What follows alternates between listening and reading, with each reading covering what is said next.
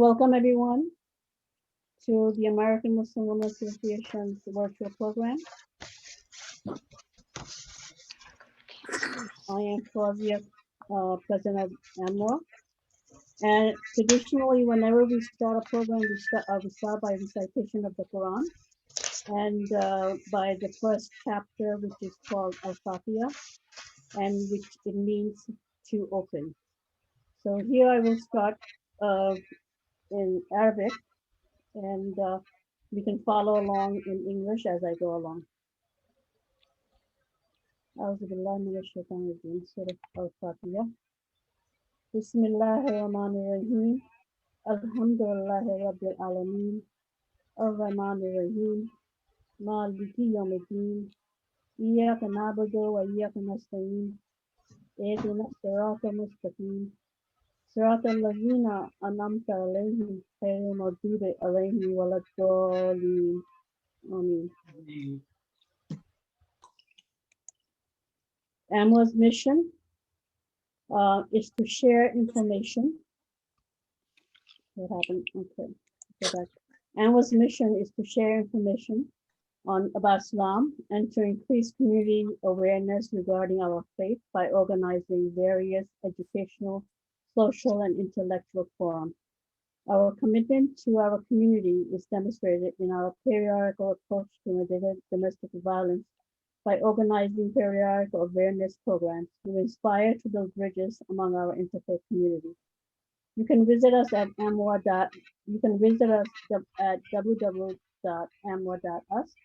You can also send us an email at mail@amwa.us. And you can also send us a donation because we are a 501c3. Here are some board members. I'd like to introduce Dr. Majideen Hassan. She's our AMWA's chairperson. That's me after Dr. Majideen. Shaida Qadr is AMWA's secretary. Omema Abusal is AMWA's treasurer. Sakina Mujahida Althea Collins is AMWA's communication officer. And she's also heading this program for tonight. Nasreen Hussain is the public relation officer, and Nasreen also worked on the newsletter that you saw in the beginning along with Deborah Cohen, and mashallah, they did a wonderful job. Fawzia Qureshi and Shaheen Sheikh are both public relation officers. Dr. Hassan, would you like to take over the next few slides? Yes, thank you. I am going to just say a few words, and the few words I'm bringing is one is from as being a skin specialist. What I'm going to be telling you about skin and why I have chosen this is the color of the skin, because that is the topic for tonight, the color. So, and the second point I will be bringing is a message which is from our prophet, peace be upon him, the last prophet, who gave his sermon, just like in Christianity, there's a last sermon. We also have a last sermon. This was given at the time he performed his first and only Hajj in 610 CE. And he said that the message I'm giving to you today should be listened very carefully and then should be passed on to the generation to the next till the last who will be able to understand maybe the best way. So myself as the physician and who understands skin, let me just, I think we have to go back to the previous slide, voice here, yeah. So where does the skin color reside? While you're looking at the arrow and we are starting from the color of the skin from the top down, that is what the first layers, which is lighter in color, is what we call as epidermis. And the second layer within this are actually 5 layers. And there are cells which are called melanocytes. These melanocytes are responsible for our skin color. Now, why would I emphasize that? You know, when we say only skin deep, it means somebody very superficial. The other context I will mention is that the color of the skin is for protection. Unfortunately, what we see nowadays is just the opposite.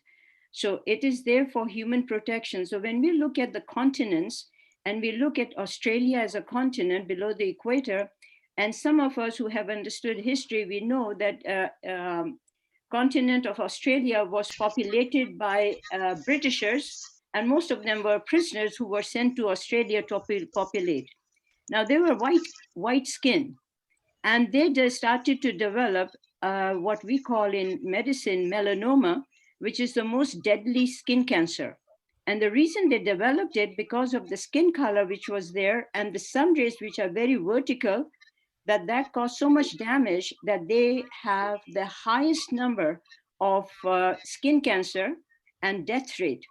Now, then you look at the African countries, which are also below the equator, getting the same kind of a sun, and we don't see scientifically that much of skin cancer. It's very low over there. So one wonders why two continents very below the equator are having it. It is because of this skin color, which has given them protection. And when you look at Black, especially if you look at the woman, you will see that they hardly develop skin wrinkles. So we as plastic surgeons know that the very 10th of a population comes to us for skin lifting. And it is the damage which they get from the skin that the white people get much more skin damage. And that is why they are always trying to put layers upon layers in order to protect themselves against this disease. The next slide, please. That is the message I will give you from what we are supposed to give to others and others. Now, it says, all mankind is from Adam and Eve. Now, people who are here, who are people of faith, would agree that whether they follow one branch of faith like Judaism or Christianity or Islam, we all believe that there is a creator, and that creator has created us and created us from Adam and Eve. So the genetic system is really coming from Adam and Eve. Now, who one of them was Black, I can't tell you, but one of them have been. That is why we have two colors and then the mixture of brown and all that. So what it says further, all mankind is from Adam and Eve, and Arab has no superiority over a non-Arab, nor does a non-Arab have any superiority over an Arab. A white has no superiority over Black, nor does a Black have any superiority over a white. And in brackets, none has superiority over another, and then it says except in piety and good action. So that is what the Creator wants us and is testing us, what kind of actions we do while we are here on this world. So now I'm going to try give the mic to Sister Sakina Mujahida. She will introduce our speaker for tonight, and we are all looking forward to a wonderful speech and find out what have Black Muslims gone through while they, in America for decades or centuries. Go ahead. Assalamu alaikum. Wow. Peace and shalom. Welcome everyone. I am AMWA board member Sakina Mujahida. Welcome to an AMWA virtual program entitled Islam and Blacks in America. This program is in honor of Black History Month. The history of African Americans is often absent from the history books. However, it is a segment of American history that should be known by everyone. Thank you so much for joining us. Our speaker for this program will be Aisha Prime. But before we get started, just a few housekeeping points I'd like to give you. The format of our program will be a 30-minute lecture. If you have questions while the lecture is in progress, please put them in the chat box. The questions will be addressed in the Q&A session after the lecture. And we also want to let you know that a survey will be coming to you sometime after the program for all registered participants. And we'd appreciate it if you would fill it out. So now a little background about our speaker, Aisha Prime. She is the Director of Women's Affairs at Dar al-Hijra Islamic Center, located in Falls Church, Virginia. She is also scholar in residence and associate chaplain at the Islamic Center of New York University. She converted to Islam more than 20 years ago after being a youth ambassador to Morocco and Senegal. She has pursued religious studies in the U.S. and abroad at Fajr Institute in Cairo, Egypt, and Dar al-Zahra, an Islamic university located for women that's located in Yemen. Sister Prime is committed to the development of programs and curriculum for Islamic studies.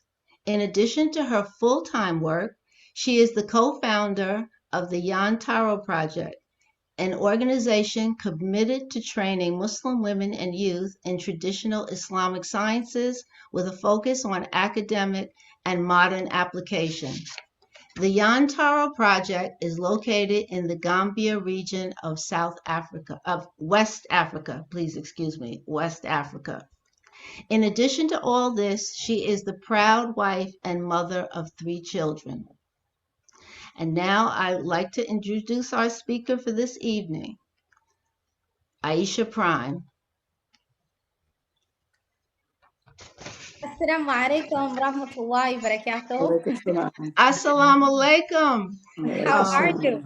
Ustada Prime. Alhamdulillah. Welcome. It is such an honor for you to be with us here tonight to share your wisdom with us. So looking forward to it. And so now the forum is yours. Bismillah. Thank you so much for that warm and wonderful introduction. It is a privilege, an honor and a privilege to be with you tonight, especially talking about this particular topic, subhanAllah. And so when we talk about Islam in Black America, I want us to, give a little bit of backdrop. I want to give some context. And it's important because it gives it gives us the understanding of transference, right? And so I want to kind of sink in for a minute. When we're talking about Islam first in and of itself, I don't want us to think about Islam on one side and Black Americans on the other, as if they were somehow mutually exclusive.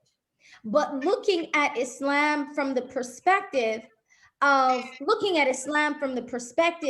is that it was a continuation of a message from God since the beginning of Adam. And that is what Islam teaches. And so understanding that there were 124,000 prophets upon which the Prophet Muhammad was considered the final and the last and the seal of that.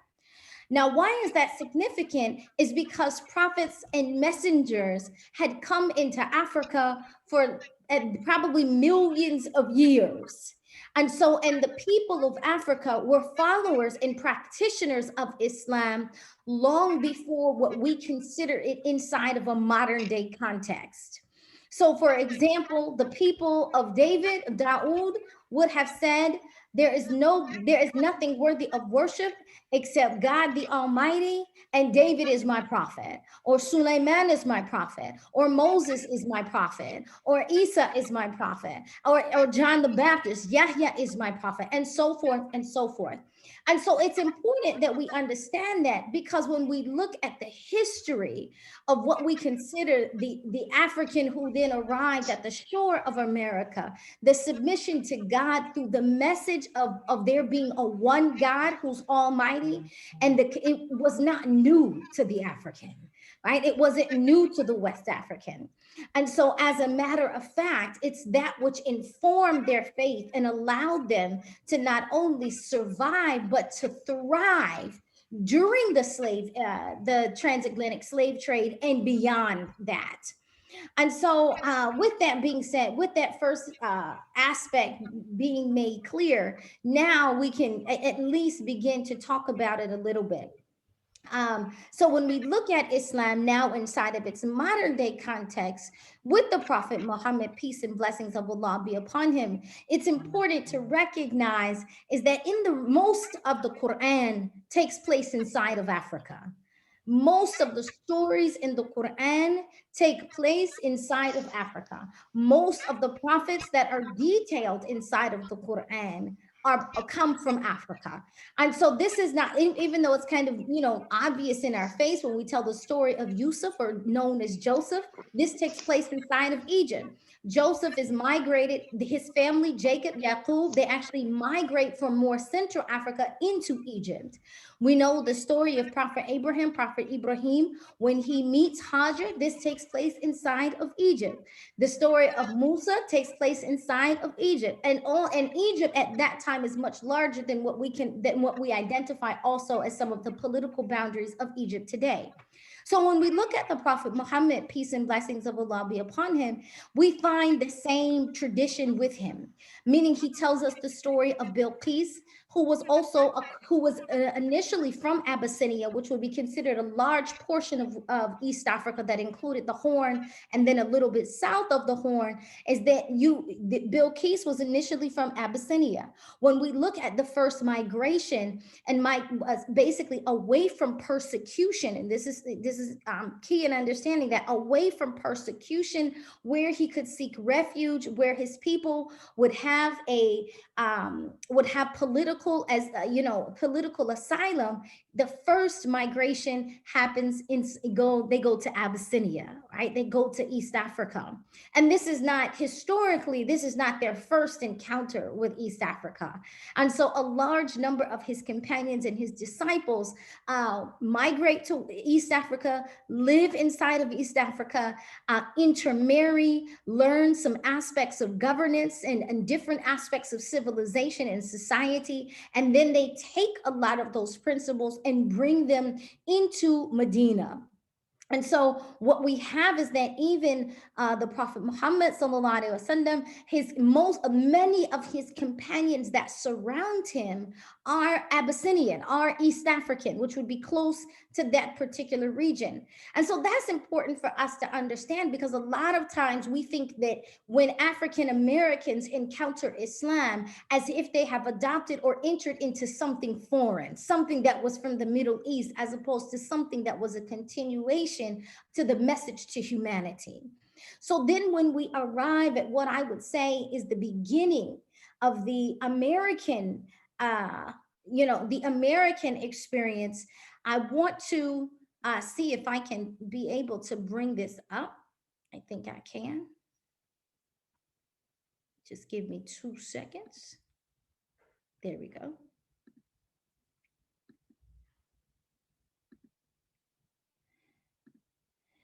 So in looking at this, I say that Islam, the miracle of Islam in the Black American, and I call it the miracle because, first of all, I find it absolutely amazing how this tradition survives. And that when we look at, particularly amongst African Americans, those who were brought to the Americas were only 33%. Of those who were brought in through the transatlantic slave trade, only 33% of them arrived in what we consider the United States. Majority of them arrived into South America and the Caribbean. And so the fact that this tradition, this prophetic tradition exists is amazing. And so going into Muslims in America before Columbus, because there is a number of stories that actually have been revealed in a number of books, and I won't spend too much time on it, where literally there's, in Ivan Van Sertima, as well as Deeper Roots. In Ivan Van Sertima, and They Came Before Columbus, Sylvian Joth begins to detail portions of their story. Leo Weiner out of Harvard University begins to give us some insight into those who arrived. Now, this is the beginning of a deep sense of erasure, because what we see is that when we find these names, Hashim ibn Sa'id ibn Aswad, which is important to understand for those who know Arabic, Aswad means black, right? Of Cordoba, Spain, that when we talk about these explorers, we call them Spanish. Right? Now, the challenge with calling them Spanish is what you're talking about are Moors. right? That these were those who were of West African as well as the southern part of North Africa, who then came into Spain. But the details of their stories, or you're talking about, they weren't dark-skinned Spaniards, they were Moors. And so Ibn Furuh, who was a navigator that actually arrived in Granada, and so again, one of my favorite stories actually is the story of Mansa Abu Bakri.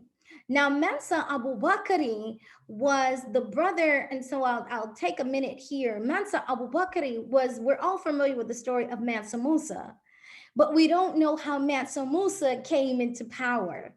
And so Mansa Musa had a brother who was older than him and who was actually entitled to the throne. But he had heard about the land beyond the fog, and he was more interested in being an explorer than he was in becoming king. And so he abdicated the throne and he gave it to his brother Mansa Musa. Now, Mansa Abu Bakri then sent initially 13 ships. Uh, he sent 13 ships to the shores of North America, and those ships came back. All of them actually perished in a storm, except for one that then returned to him and began to tell him the story of what had been encountered. But he didn't let that deter him. He was so determined that he would arrive uh, at this junction, right? That he would make it to the land beyond the fog. He then sent 120 fleets, and they set sail from West Africa and arrived in North America. Now, what becomes exciting to find is that initially, and this is where it becomes important, where language and history, learn from each other, because what initially was thought to be Native American writings of different tribes, in many cases, what happens, particularly inside of some cave paintings in Arizona, is that they were Mandinkan script. And so Mandinkan scripts are a script that later were called the Mandingos.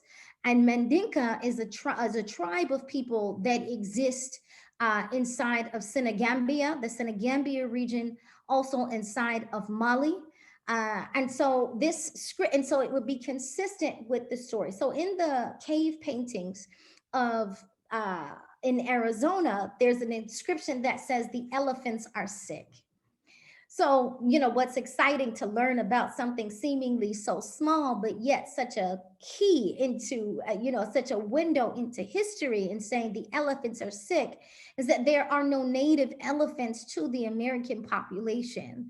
And so when we find that there were not only elephants, but later on fossils of camels, that in the discovery of that, we find that they are from West Africa, that these were elephants as well as camels that were brought further and then brought into America on those 120 20 fleet of ships that came with Mansa Abu Bakri. Interestingly enough, there's another thing that they find when they find some spears, the tips of spears that Native Americans, there were several groups, Seminoles, Cherokees, that used to fight with, but it was tipped in gold. And they called it the Ikhwani gold, right? The Guani gold. And so Guani gold can only be found in some of those same regions as we talked about that were actually ruled by what we know as Mansa Musa, one of the richest kingdoms of our time, actually inside of West Africa. As we know that Mansa Musa was so wealthy that everywhere when he traveled to go to Hajj, to make the journey, the pilgrimage into Mecca, that every city he stopped in, he changed the currency. He gave so much gold, and he was considered a multi-billionaire of his time. And so the same thing was true also of his brother who abdicated the throne, was that he was very wealthy. And so, interestingly enough, in not long, how do we get more discovery into what they were able to do inside the Americas? There's something called the Pires map that was discovered in Turkey. Now, this is, when we get this correlation, it becomes, like I said, really exciting. The Pires map was that which was done by West African sailors and adventurers, and it actually detailed the Americas more clearly than it had ever been done before, even details into the interior in terms of the Mississippi River, as well as some of the interior mountain ranges, the Appalachian Mountains, as well as the Blue Mountains are detailed onto this map. And so this is actually long, about 300 years, dated about 300 years before the arrival of Columbus, that we find this. I'm sorry, I skipped over something that's important, and it was about the spear, the tip of the spear. So that gold that can be found only in West Africa. What's also key about it is that this term Gwani comes from Ikhwani, which means Ikhwa Hani.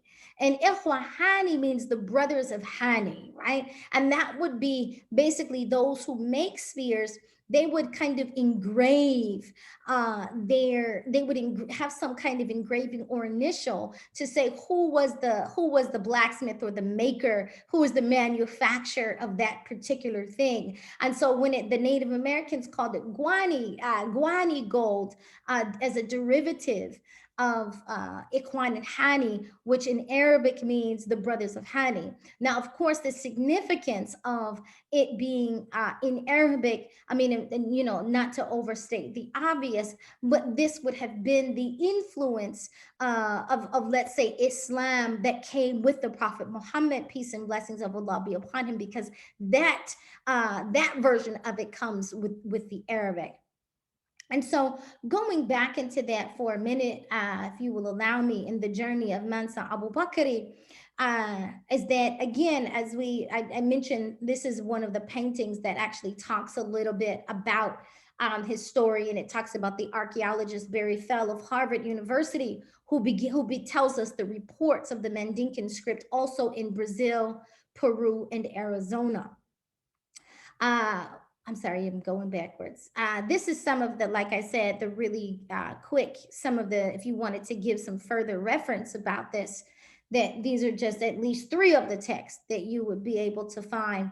What we also begin to find is that there are a number of Native Americans that then also have Arabic names like Abdurrahman. We find that actually all the way into Edmonton, Canada, from Edmonton, Canada, down through the Americans, through the South in Florida amongst Seminoles, as already mentioned, in Arizona, and then down even into parts of South America. That if you look at the relationship between the Mali Empire on this map and what would be considered the Gullah Islands. So Gullah Islands also into South Carolina, where later on we get Sapelo, which basically a colony of African American Muslims. Now Gullah, if you mentioned, if you remember before when I talked about, use that same term like Guani, right? That Ga sound. So Gullah actually in Mandinka means the people of Allah. And so this begins to also give us some insight into that, but also lets us know in terms of exactly what regions they travel to. And again, I won't spend too much time on that. Now, interestingly enough, Columbus's son actually details in, you can go to the website, Muslims in America. Columbus's son kind of tells a lot about, in his diary, he writes about the mosque that he found on a mountaintop in Cuba. And when he actually starts to describe their clothes, the clothes of the people that he saw, he said, this very much reminds me of the Moors, of the kind of fabrics that they would wear, and particularly about the way they used to wear it.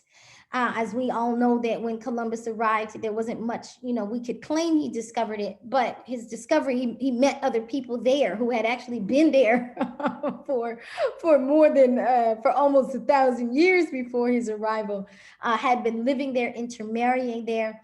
What we also find are documents of what's called Sharia documents, Islamic documents that kind of detail business, that detail contracts of law and marriage, business contracts, business law and contracts of marriage. And so in continuing with that, we'll move on again. Uh, and so going next into what I consider the largest second migration that we know of, and the largest second migration of that level, that amount of people, I call it the Quran in chains. And I call it the Quran in chains because this begins a period where you have this mass migration through slavery, through the transatlantic slave trade of those who were coming from West Africa.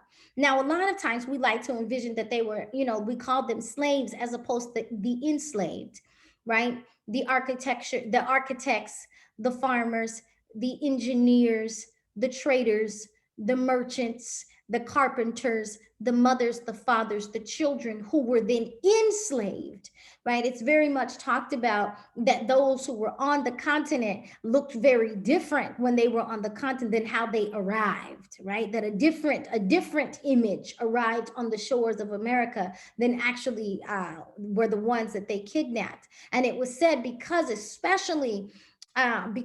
of some of what they had encountered, what certain Europeans had encountered inside of West Africa, and particularly some of what they had witnessed of the Sokoto Empire, is that they found it so profound and so well built, and there was so much knowledge that part of the reason that they decided to take from this particular region, they said, well, who will help us build it the best, right? Who will help us, what free labor can we get that would be a labor of ingenuity.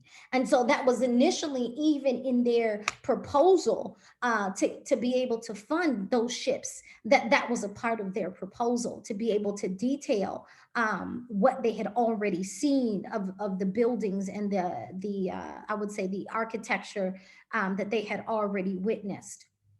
And so again, when they arrived through the transatlantic slave trade, more than what's documented and what we know about historically is that which is documented versus that which is the reality is usually much smaller. So they documented about 33% of those who did arrive in the Americas were Muslim, and many of them were scholars and teachers, and particularly Quran teachers. And a story of one particular one was a man by the name of Imam Makandao. And Imam Makandao was a cleric. He was a teacher of the Quran as well as Islamic law. And he began to notice that his students were coming up missing. And as they were coming up missing, he began to inquire and to seek out where were they going. And when basically that's how he became introduced to the kidnappings that were part of the slave trade. And so he intentionally actually had himself sold into slavery in order to go back to find his students. His thought was that if he was sold into slavery, he would be able to go and help his people and help them arrive back to Africa, not knowing even how far they had gone. And so Imam Makandao he actually arrived in Haiti. And his arrival in Haiti, that he was so troublesome, right? This is in the early to mid 1700s, that he was so troublesome that it's not long after him that you begin to see a number of slave uprisings as a matter of not only in Haiti and Santa Dominica, but also that begin to spread into South America and throughout the Caribbean, and then reaches into the South. Imam Makandal taught a philosophy that was very consistent with Black theology, and it's the theology of liberation and freedom. And that because you are God's vicegerent on earth, which is what Islam teaches, that no one has the right to enslave you. And that basically that the Quran was sent to make sure that you would remain free. It would be your manifesto of freedom and liberation. And so as he was on the plantation, literally teaching that to slaves, he continued to do exactly what he was doing in West Africa, teaching Quran, teaching them to read and to write. And because he was using the Arabic language, it was actually something those who considered themselves slave masters to be not only intimidated by, but it was a language they couldn't understand. And so therefore, they begin to punish not only Imam Makandal, but those who were around them. He began to use, his resistance was not only physical, but it was also, they would use poisons, because he felt very much that, no one had the right to treat them so inhumanely. And as a result, he got this title that he was some kind of voodoo priest, right? But in reality, when we study his story, we understand that that was the farthest thing from the truth. It said that he then escaped and began to start what's called the maroon colonies that were not only in Haiti, we find them also present in Jamaica, inside of Trinidad as well. As again, his theology and his message began to spread far and wide. It's known that Imam Makandal had a student by the name of Dudi Boukman. And Boukman was literally bookman. They called him bookman because he was known to carry a lot of books and to often be caught reading. And so Imam Boukman furthered the message to Toussaint and the Overture. And basically, Imam Makandal is considered the father of the Haitian Revolution. And again, so that continued to spread throughout the region. I want to fast forward a bit back into our American, situation. And so when we talk about, they're very, very famous enslaved Muslims. And it's during this time again of Imam Makandal, we begin to see Ayub Suleiman Jallo, as well as Abdurrahman Ibrahim ibn Sori. And because of their level of literateness, all of them were polyglots. And so they were considered such a threat because of their ability to speak to multiple groups of people and have an effective message while teaching Black theology. It was in 1765 or 1766, I'll double check again, that they begin to outlaw the importation of Muslim slaves, because Muslim slaves were known to be those who would rebel and would be very influential.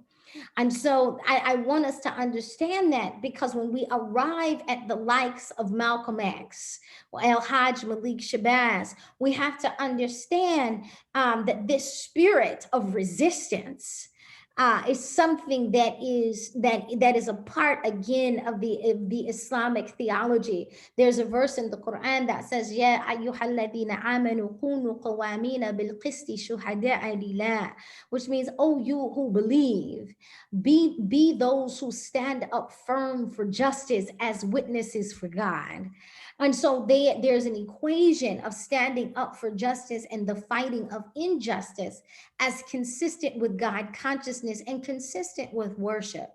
And so I just quickly mentioned these few enslaved Muslims, all of them being very, Yaro Mahmoud actually was in Georgetown, and not only became, after his freedom, after he bought his freedom, became someone who owned lots of property, but also had a very large investment in one of the first banks inside of Georgetown. Omar ibn Said, who basically was asked by his slave master to write him the Lord's Prayer, who was convinced that he had converted him into Christianity. And what he wrote in the end is called إِذَا جَاءَ نَصْرُ اللَّهِ وَالْفَتْحُ, which means the Surah Al-Nasr, which means the verse of victory. It says, "When will the help of God come?" And Abdurrahman Ibrahim ibn Sori was the one who actually, the text, the movie A Prince Among Slaves, was actually written about. I want to go quickly. Lord, I'm trying to speed up really fast. I'll try to do it in less than 5-7 minutes. Is that okay? Okay. Is that Ibrahim that I mentioned, Abdurrahman, the Prince Among Slaves, Tom Foster, who was his slave master, just realized his level of ingenious and intelligence and just said, we just have to figure out a solution. Eventually he wrote a letter that was sent that was posted in the newspaper, and it was found in Morocco. Basically, it was sent to the king of Morocco. And when the king of Morocco realized who he was, that he actually was in fact a prince of the Fulani Empire, which was a very known and wealthy empire inside of West Africa. In addition to, they were known to what's be called Sharif, which were descendants of the Prophet Muhammad, peace and blessings of God be upon him. Morocco, who was the first to acknowledge America's, independence, or to acknowledge it as a country, immediately said, "You must free him. Like, we have an agreement in our alliance, but you cannot." And that was a part of the agreement with America and Morocco, is that you would not enslave a particular group of people, and particularly those who were considered the Quran in chains, those who were considered Sharif, descendants of the Prophet Muhammad, those who were considered knowledgeable men, and those who were considered worshipers. And so basically, Morocco, in exchange for its acknowledgement of the country, more or less kind of used its leverage to advocate, at least for Muslim slaves, and particularly those who were considered the descendants of Moors, of theirs. And so as a result of that, he was freed, and then came back and tried his best, of course, to continue to free his family, of which he wasn't always 100% successful. Going back to those early communities, and I mention these early communities because the more and more we do history, with the gap between the gaps in historical evidence of Islam being present becomes smaller and smaller. And so these were some early communities that we know that the woman in the middle, one of my favorite women to talk about, her name is Sayyidah Khadija, and she was the president of the Muslim Ladies Culture Society of the Islamic Mission of America. Now, the Islamic Mission of America formed its first charter in 1921 in Brooklyn, New York, and another one in Harlem.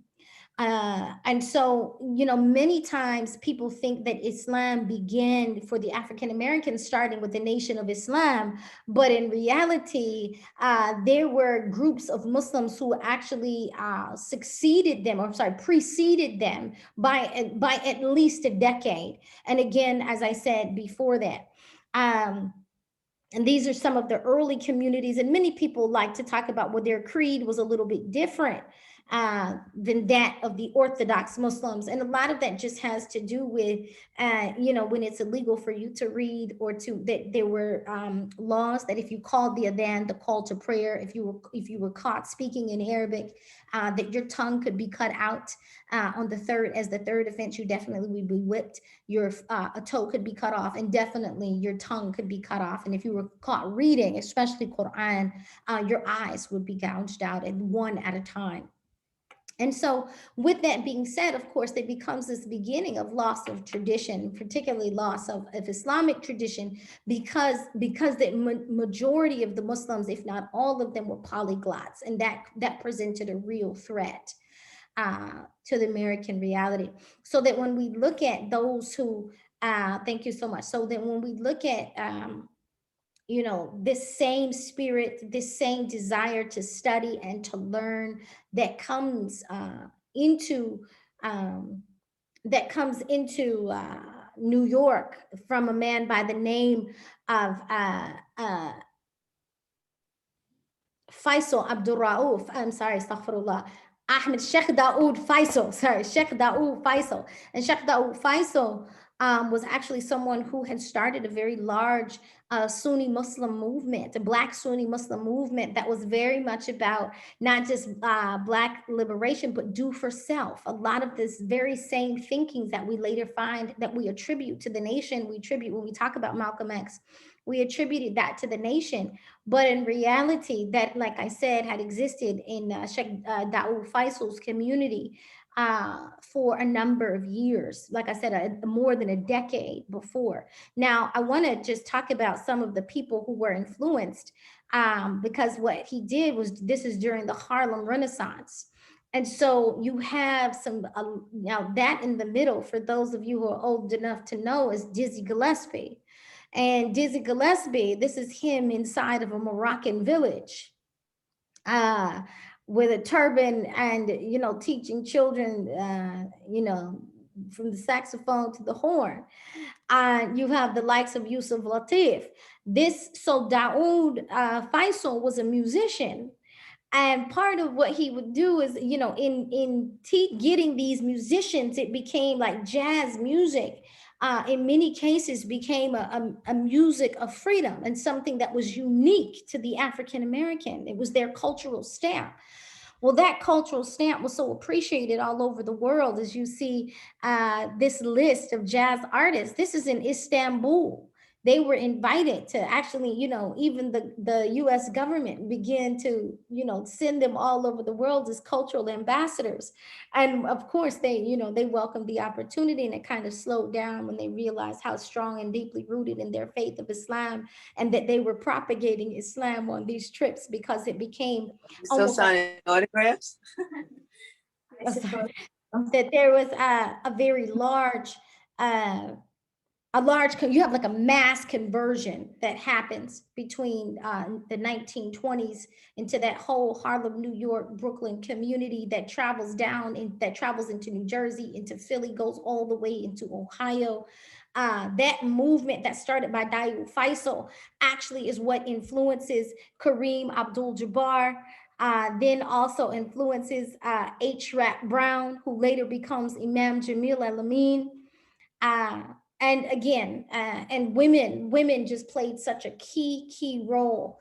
I mentioned Clara Muhammad, who was the wife of Elijah Poole, who we now call the Honorable Elijah Muhammad, who basically started the homeschool movement.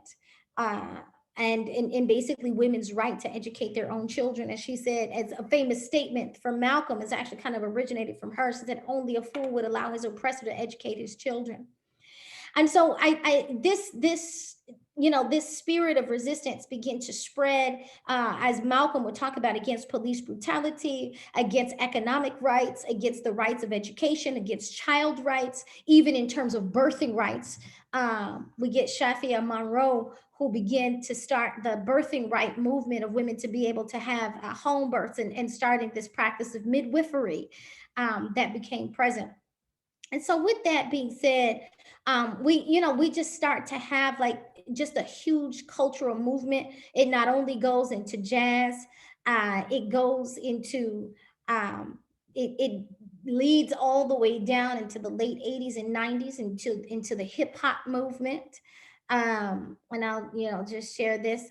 So you have huge like Eric B and Rakim. You have groups called Brand Nubian. You have Wu Tang, and this is important because their understanding of where this is actually a turn away from traditional music and the use of spoken word, because poetry was actually something that was encouraged in Islam.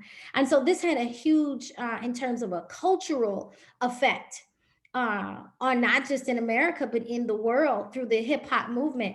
That when we look at, for example, Queen Latifah in her beginning days, she's dressed completely as a Muslim. The fact that she named herself Latifah, which is an Arabic Muslim name. Of course, we know Lauryn Hill, Nas, Q-Tip of Tribe Called Quest, all of them, including Jill Scott, they mention verses of the Quran in their lyrics, right? They talk about certain hadith inside their lyrics. And so they become huge. This is Shafi Monroe. This is Carolyn Giallo, who actually was sworn in on the Quran.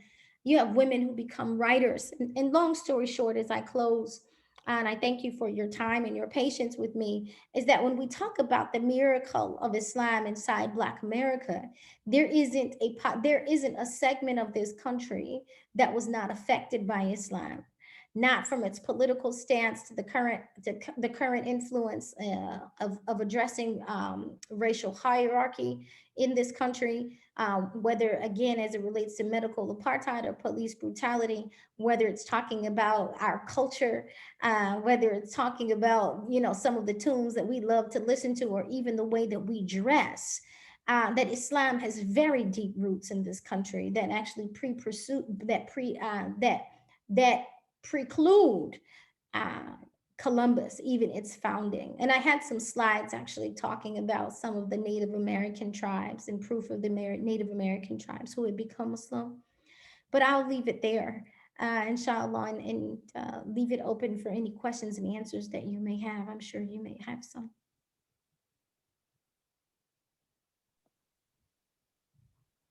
So sorry, Sister Sakina. Thank you so very much, sister. Thank you. Well, there's a couple of questions I would like to ask you before we open it up to the rest of our group here. Is that I see that you're often addressed with the titles Ustada and Sheikha, and Yes. I imagine that there are times when people have mistaken that for your first name. Can you explain what those titles mean and how they are received? Okay, so ustada just is an Arabic term that means a religious teacher. And so what's important about that, what's significant about that is that it's really a take back of the way that clergy is designed inside of Islam.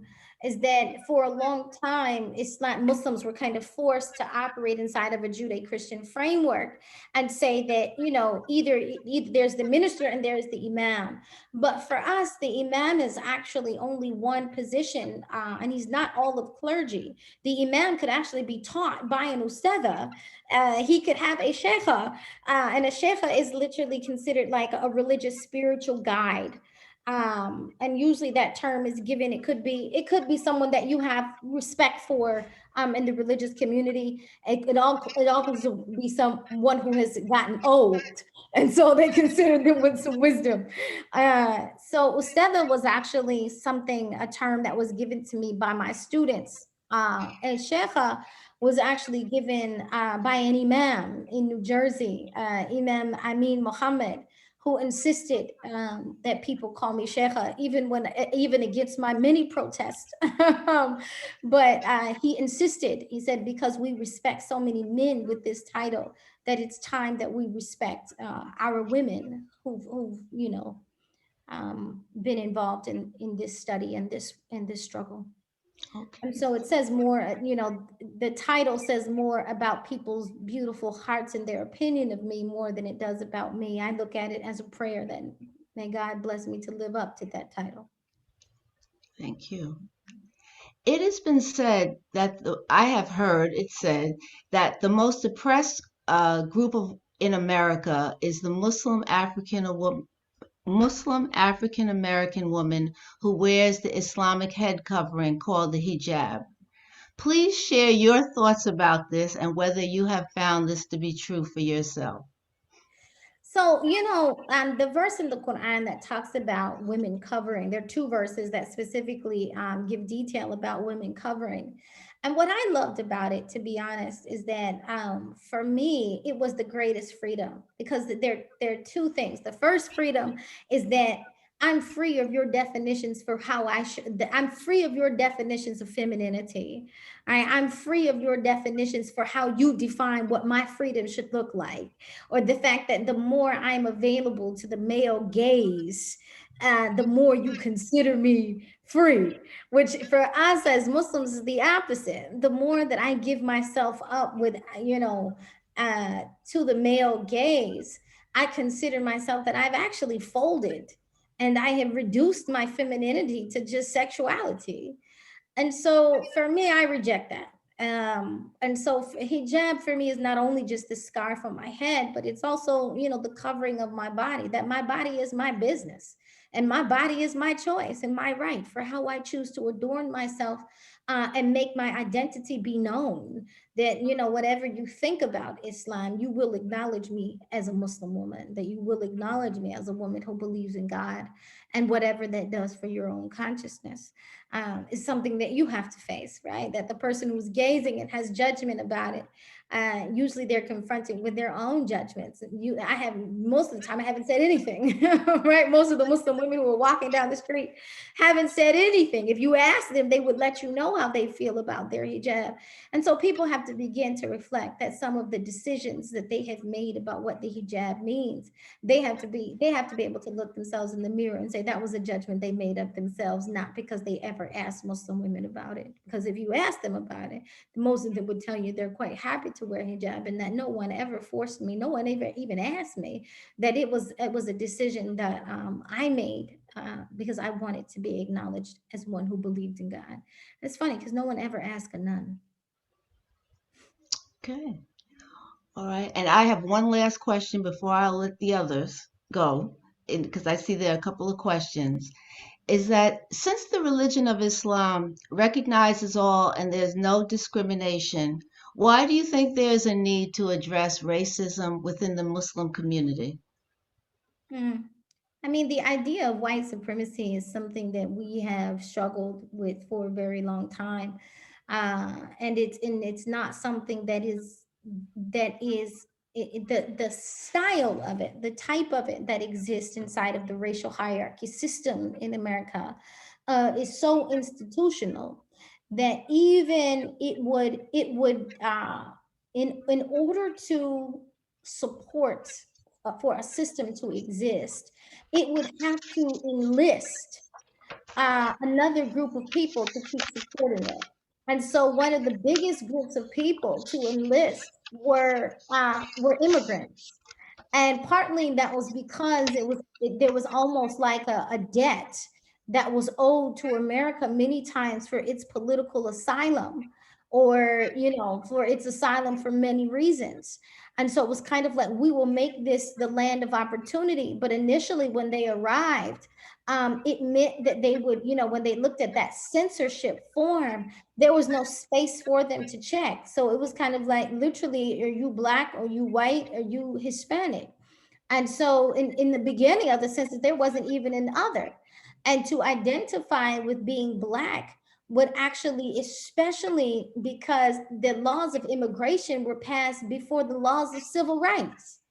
And so, because of that, then it allowed those who were immigrating, who were immigrants, they had to make a choice. If we identify as blacks, then we're going to be subject to that same treatment that blacks are receiving, whether it was red line residential, or whether it was, literally as it relates to all aspects of segregation and poor and lesser education.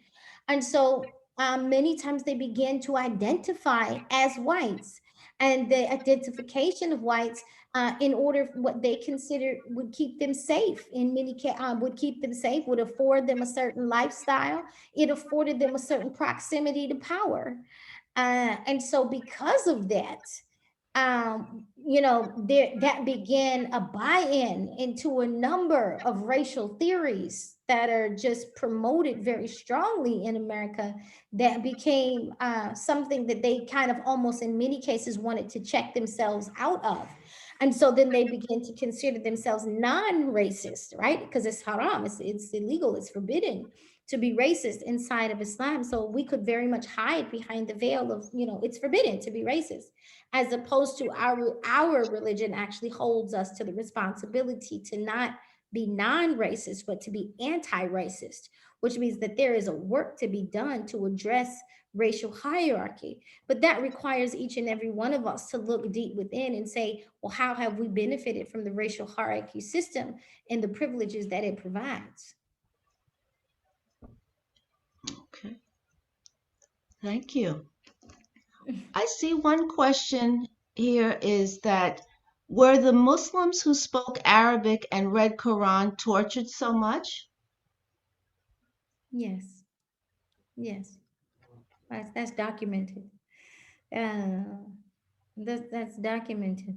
Um, that speaking Arabic was considered a threat because it was the most, this is actually one of the reasons I actually wanted to study Arabic in honor of my ancestors, because it was one of the most unifying principles on the plantation, because those they divided people on the plantation, different tribes. So, for example, they would mix Mandinkas with Fulas and Fulas with Hausa and Yoruba, thinking that they wouldn't be able to communicate with each other. But those who were Muslim had the common language of Arabic to communicate with each other. And just a little bit of insight into the scholarship of West Africa, that one of the first things they learn are the Quran as well as the Arabic language. So being able to speak to each other in Arabic across different tribal language barriers became, again, one of the most unifying principles, not just on a plantation, but across plantations. In many cases, it became slave secret code. Uh, And so therefore that was actually the beginning.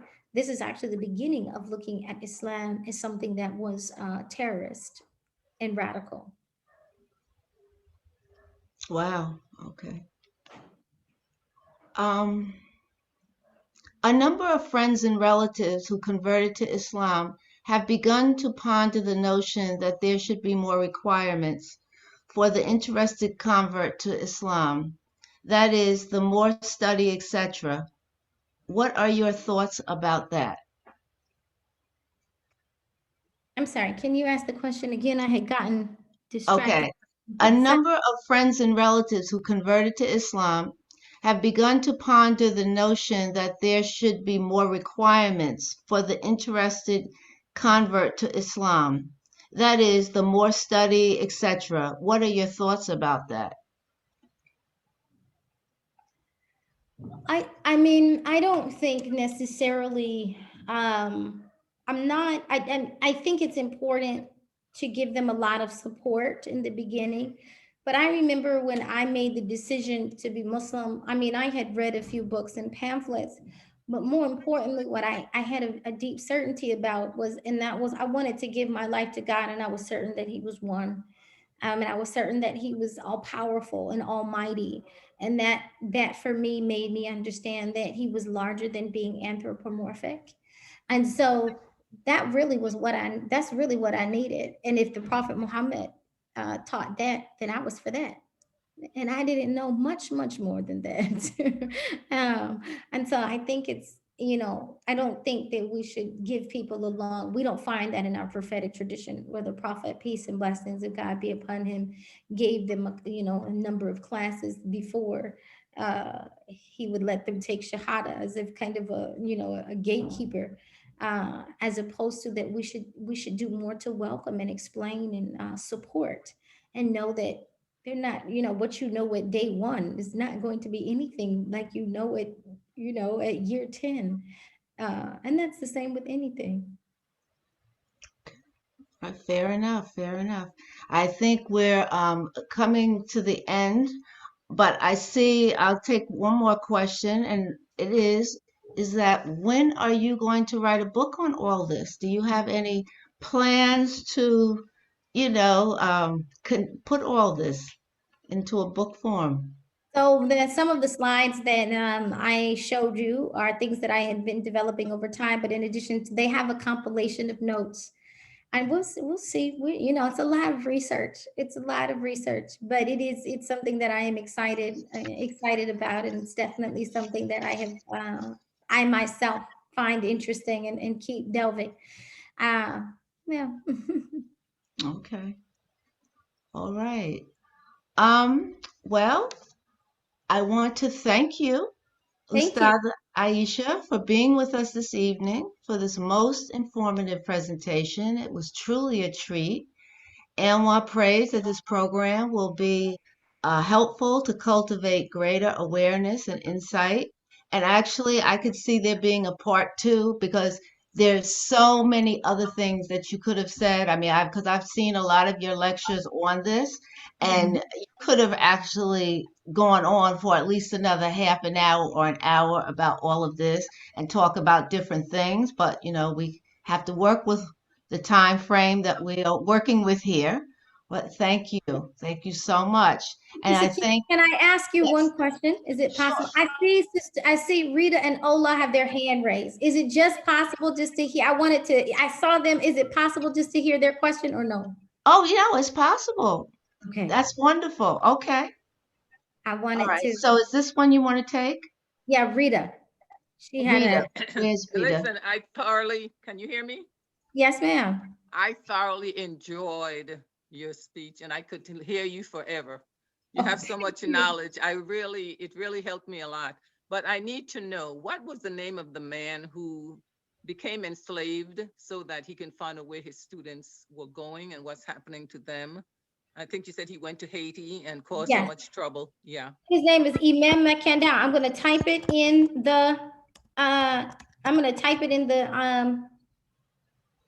the chat box. Okay. So And everyone. can I tell you the second question? What is the name of the book that came before Columbus? Is that the name of it? Yes. Yes, it's called They Came Before Columbus by Ivan Van Sertima. Would you spell his last name? Yes, ma'am. I'll put it in the chat box. Okay.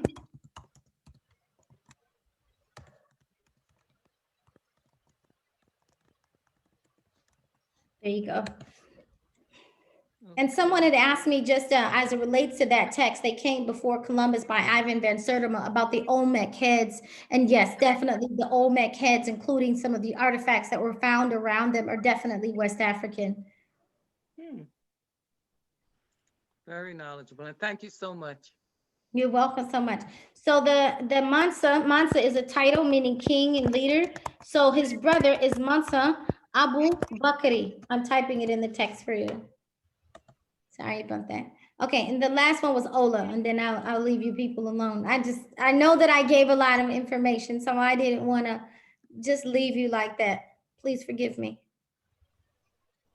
Assalamu alaikum. Wa alaikum salam. You Oh, you unmute muted yourself. Unmute Okay, yourself. okay. Somebody keeps unmuting me. Thank you so much for such an amazing presentation. I just have a question. You gave us so much information. My head was kind of spinning everywhere. But, you know, I think there's valuable information about the West Africans and how they came to the Americas, North and South, and the Caribbean. You know, for me, as I've been learning, I'm taking a class, Deeper Roots, with Hakeem Quick, and you mentioned one of his books. So to me, it was very eye-opening. And I wanted to know, how can this information, or has this information, first of all, has it been or can it be? How can it be disseminated to schools and universities, to libraries in America? And are there also any kinds of children's books that you could recommend that tell these stories for children in a childlike way? But also, of course, you know, how can we help or ensure that a lot of this information gets disseminated? So there's one organization that I know is called Light Legacy Books. They write children's books talking about like Nana Asma'u and the Sokoto Empire. She also has a book about Sheikh Amadou Bamba, who basically was the father of the non-violent movement, who was before Gandhi in that, who preceded Gandhi in non-violence and was victorious against the French occupation in Senegal. So she has a children's book about him. And I put that in the chat, Light Legacy Books. It's something we have to push. We need a team. We do. We need a team of people who, you know, are working, those who are curriculum writers and those who are writing text for, articles and text for, for classroom textbooks. We need all the help we can get. So if you know more of those who are involved in the education field in that way, this is also something that we have to become more proactive about, definitely as it relates to, pushing more material. For those of us who are adults, I do want to give you Daoud Walid, who gives more of a historical perspective, talking about Blackness in Islam. But it's a lot of work, it's a lot of work, and it hasn't been until recently. Also, to be honest, spreading the word happens through programs like this. I want to thank all of you, especially those of you who are not Muslim. And I know, those of you who are Muslim, like, I didn't know either, but, those who aren't Muslim, there was a double crossing, meaning a crossing over twice that, that had to be done. The decision to talk about race, and then the decision to talk about Muslims and to join a circle of people that aren't necessarily like you and say, I'm going to listen to something historical. This is something that just doesn't happen enough, where we can actually learn from each other. So, and I'd say that with a double entendre. Some people do consider that a double crossing, a betrayal of faith or one's identity. And so I just want to say I appreciate those of you who, went beyond that and engaged. And each one teach one. Each one who learned something tonight, please share it with other people. Okay. Thank you. Thank you for your patience, Sister Sakina. I deeply, deeply, deeply appreciate that you let me do that. she looked, you know, she reminds me of my aunties, and I was like, I just can't ignore her. Her hand is up. No. It's all good. I mean, we're just concerned about not taking too much of your time, and the fact that you want to give us more. Oh, alhamdulillah. That was just such a gift and such a blessing. We couldn't ask for more than that. Could not ask for more. And I think this seems to have been a blessing to a great many people. I know it was one for me.